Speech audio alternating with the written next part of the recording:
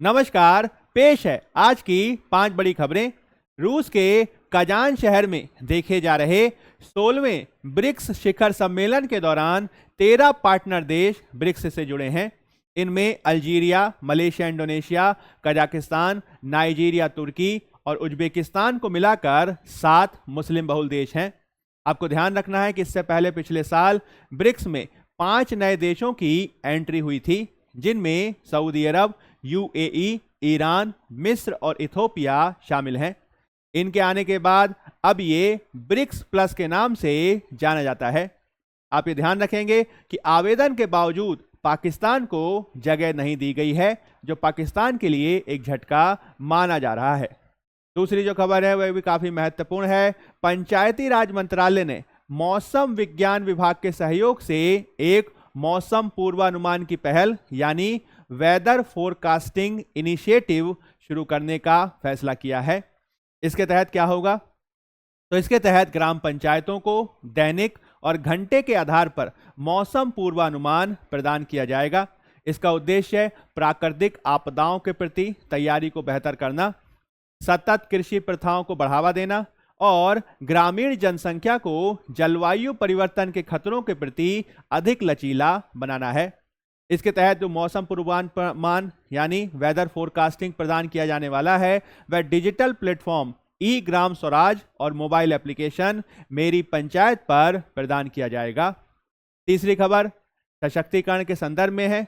National institute for the empowerment of person with visual disabilities यानी देहरादून का संस्थान NIEPVD के द्वारा महत्वपूर्ण रूप से दिव्यांगजनों के सशक्तिकरण के लिए 6 संस्थानों के साथ MOU यानी समझौता प्रज्ञापनों पर हस्ताक्षर किया गया है। इसका उद्देश्य है आधुनिक तकनीक, आर्टिफिशियल इंटेलिजेंस और तकनीक तक आसान पहुंच को बढ़ावा देकर दिव्यांगजनों का सशक्तिकरण करना माना जा सकता है और आपको इसे ध्यान रखना है। चौथी जो खबर है वह खेल के क्षेत्र में है। T20 इंटरनेशनल के जो मैचेस देखे जा रहे हैं उसमें आप याद रखिएगा कि हाल ही में जिम्बाब्वे ने T20 में सबसे बड़े स्कोर का एक विश्व रिकॉर्ड बना दिया है, जिसने गाम्बिया के खिलाफ खेलते हुए 20 ओवर में 344 रन बना डाले। यह T20 इंटरनेशनल में किसी भी टीम का सबसे बड़ा स्कोर है। आप याद रखिएगा कि इसमें जो पिछला रिकॉर्ड था वो नेपाल का था, जिसने मंगोलिया के खिलाफ 314 रन बनाए थे। यह भी महत्वपूर्ण है कि जिम्बाब्वे ने यह मैच 290 रन से जीत लिया, जो T20 इंटरनेशनल में रनों के लिहाज से सबसे बड़ी जीत है। पांचवी जो खबर है वह जम्मू कश्मीर से है। जम्मू कश्मीर के बारामूला जिले के गुलमर्ग में LOC के पास सेना के वाहन पर एक आतंकी हमला देखा गया, जिसमें 2 जवान शहीद हुए और 1 जवान घायल हो गए हैं। इससे पहले पुलवामा में आतंकियों ने एक मजदूर पर गोलीबारी की थी।